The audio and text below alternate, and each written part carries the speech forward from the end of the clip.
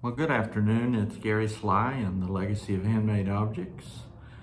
It is Monday, June the 29th. We're heading into the big 4th of July week with the celebrations and all that. So there's a lot of fun expectation, I think, over the next few days and into a very hot weekend coming up.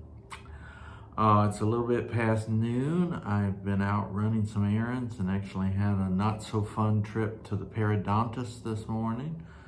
Won't talk about that, but if you see that one side of my mouth looks a little numb, you might have a sense of what I got to have fun doing this morning. Anyhow, I won't dwell on that. There's a couple things I want to talk about today, and I'm going to wax philosophical. Don't fall asleep yet. I'll try to keep you awake. Today is not so much a stitching video as it is one to talk about the process of handmade objects, my legacy of handmade objects story that I've been telling for a number of years now, and also a great book that I've been reading with a passage on how to grow old gracefully. And no matter what age you are, you're growing older. So I think it's pertinent, but particularly for those of us who begin to see a little more gray in our beards or in our hair or whatever, it's always good to see somebody else's perspective on this process that we all go through. So I want to start out by talking a little bit about the philosophy that I've developed of the legacy of handmade objects. This is one that I've repeated a number of times, but I think it bears repeating every so often, as it is kind of the foundation of what I'm trying to do with this channel.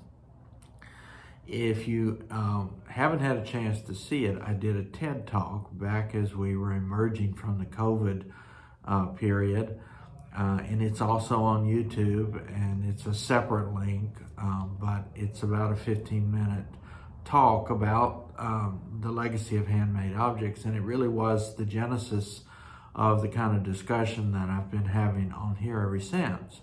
I found TED Talk to be very useful because it gave me a chance to kind of boil down the concepts into something that I could talk about in a very short period of time. The problem I always have with the legacy of handmade objects is that it encompasses so many different things, and that it's something that I hope everybody can connect to in one way or another. But my formula for that is fairly simple, and I want to reiterate that, and then I want to talk about the book. The first thing I always say to people is go around and find the handmade objects that are part of your life. And I think a lot of times these are overlooked. They might have been part of our scene for many years. They might not be particularly pretty or decorative. It might be things that we have stashed away somewhere because we are afraid something might happen to them. I think it's really important to find the handmade objects, particularly the ones that are passed down to us from the generations that have come before. And as important as finding those is telling the story that goes with them. And I do know that if we don't tell those stories, if we don't write things down, if we don't pass those stories along, that they will be lost. And eventually a cross-stitch piece or a hand-carved object or a stained glass piece or whatever it may be will just be that. It'll just be a flat object. But if we can pass along with it the story that goes with it, you certainly don't remember, I know, but I have a bread bowl that belonged to my great-grandmother, Lucy. And I love when I pull that bread bowl out to talk about those generations that came before. Lucy was the first generation of a family that moved here from Ireland. She was a child, but her parents had come over from Ireland. So that bowl represents a huge and significant part of my history and is a part of the legacy that I like to talk about. So the first thing, if you haven't done this, is to go around in your own environment and find those things that are meaningful and valuable that were made by hand. Because already then you've begun to see that there's a treasure that surrounds you. The next thing, as I said, of course, is to tell that story, to write it down, to put notes with it, all those sort of things that help us to kind of grab a hold of that past. I also like to encourage people when they're doing that, if they don't already have a handmade practice, to explore if there's not something that they can do that maybe they've never thought about before. With the internet today and the ability we have to search and find new information, it is easier to take a look at a video and see what might be involved if we're interested in something like crochet or knitting or something like that. You may have already found your passion and don't want to look for anything else, and if so, that's great. But I think most of us at some point find that we want to explore and look into some new areas. I've mentioned that in a few weeks I'm going up to the John C. Campbell Folk School to learn a bit about bobbin lace making. That's kind of been on my to-do list or my bucket list for quite a while, and I'm looking forward to having an opportunity to do that. So own the past, look into ways to expand your own horizons and find new ways to create legacies for the future. And then a very important step then is to pass that legacy along. If you are passionate about something, as I am with cross stitch, you may want to see if there's some opportunities where you can teach it. There are young people who want to know how to cross stitch. I can guarantee you of that. I see them on a regular basis. I was very privileged to be part of an event this past weekend over in Mount Dora here in Florida. There was an event called the Modiste Market. If you know much about the series Bridgerton, you know that the Modiste Market is a place where the fine ladies go to buy haberdashery supplies and things like that. Well, I was part of that event at the Lakeside Inn in Mount Dora, and I had an embroidery salon. So I did about a 10-15 minute presentation several times during the day about how important embroidery was during the Regency period, which is when Bridgerton is meant to display. But also I had supplies. I had fabric and threads and needles, and I was able to walk around and help people, some of whom had never stitched before. There was a young man there who was the Lord of the Manor. He was an actor who was there to portray the young man who owned the property there, and he sat down and picked up a needle and thread, perhaps for the first time in his life, and spent a good bit of time working with it. And I can say that gave all of that, the whole event was great, but all of that teaching was the real highlight of the day for me.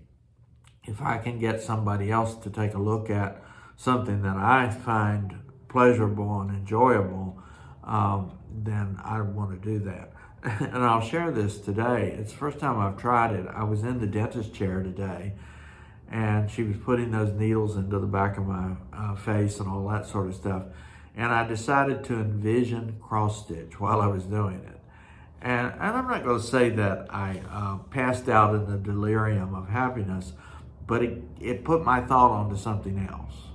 I was thinking about, reading a chart and finding some stitches, which gives me a lot of pleasure and comfort anyway.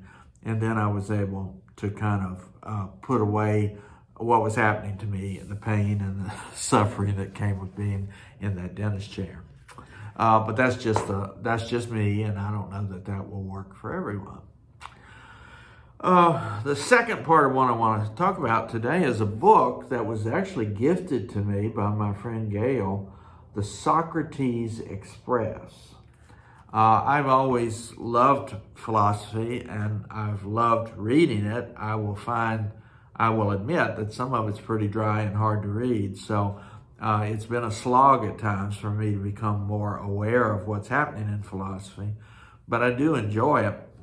And Gail shared this book with me because it's a passion of hers as well, and this is such a readable version of philosophy. It is the Socrates Express, in search of life lessons from dead philosophers, which there are many, and it's written by a man named Eric Weiner. You may have seen Eric or heard Eric on NPR and some of the public channels.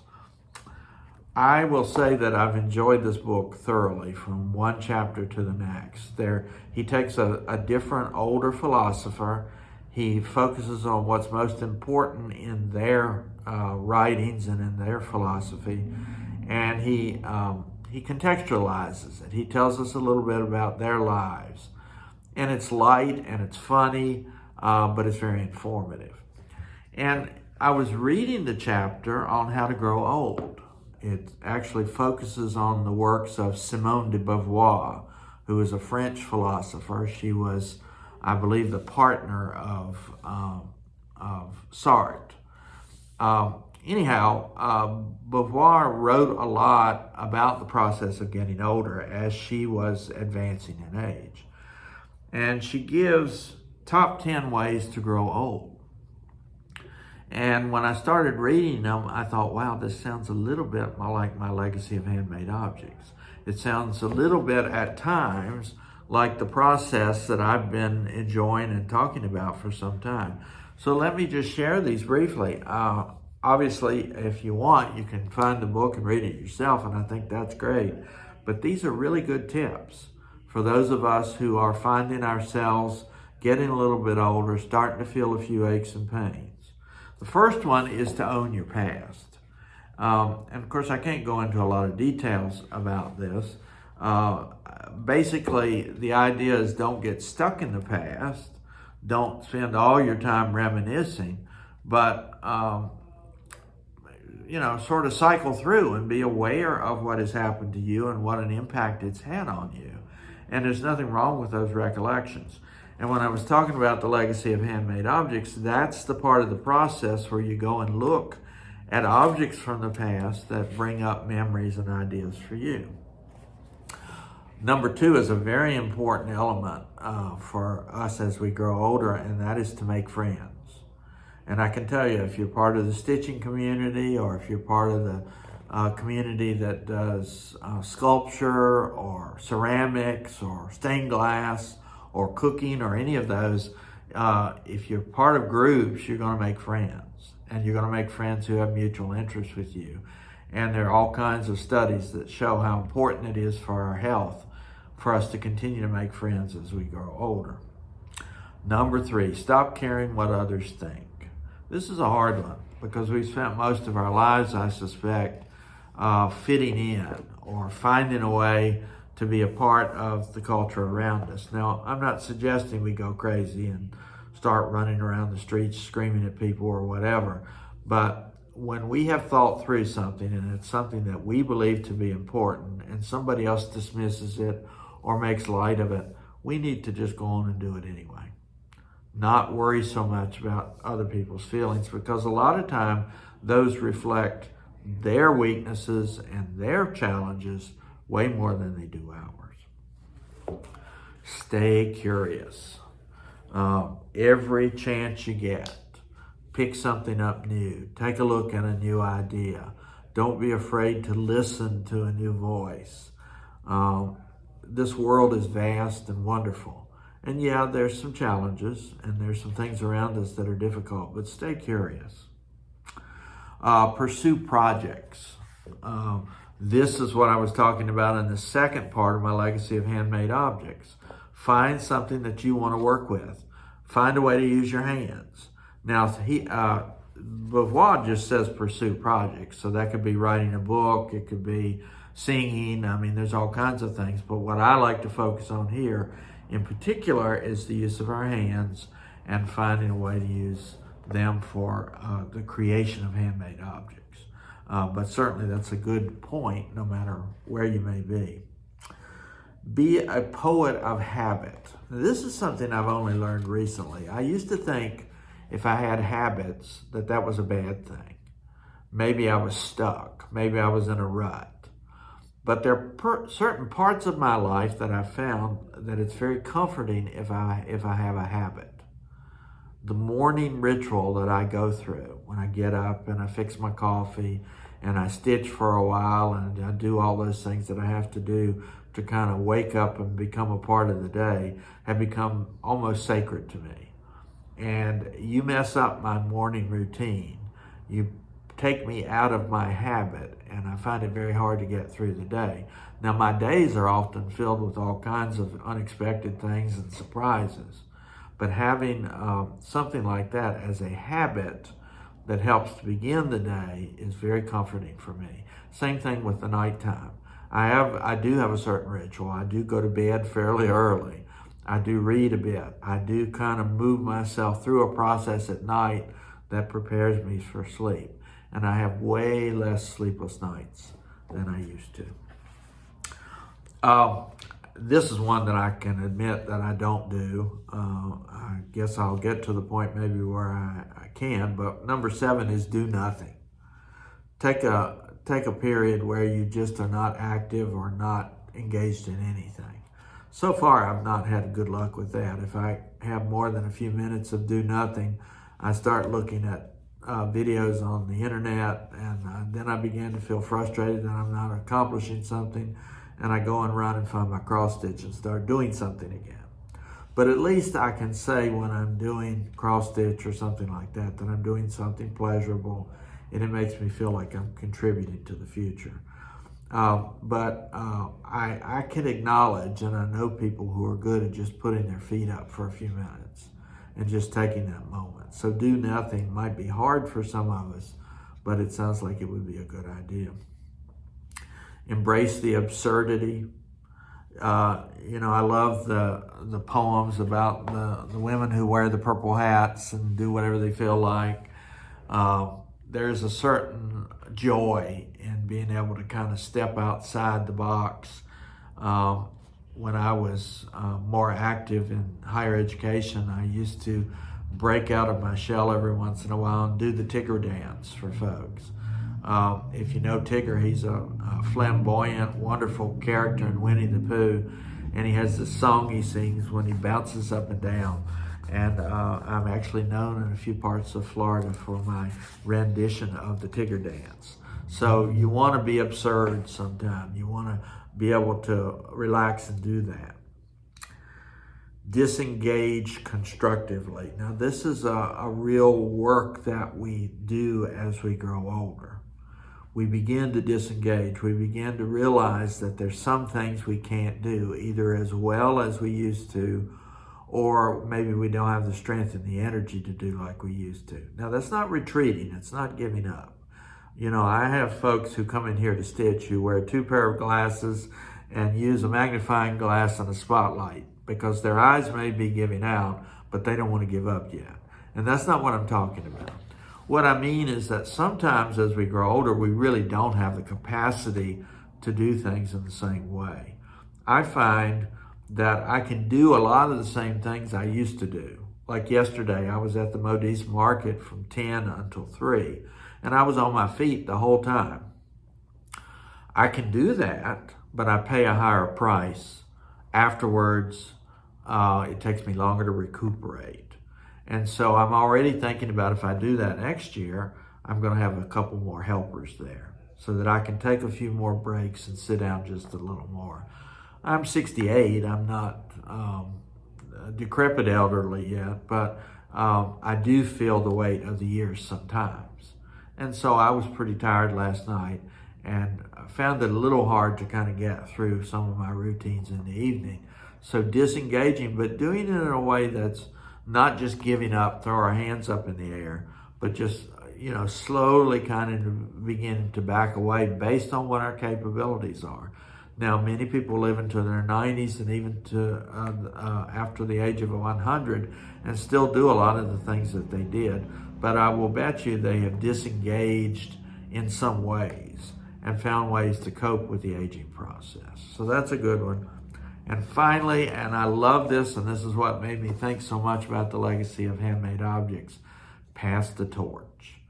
Teach someone else.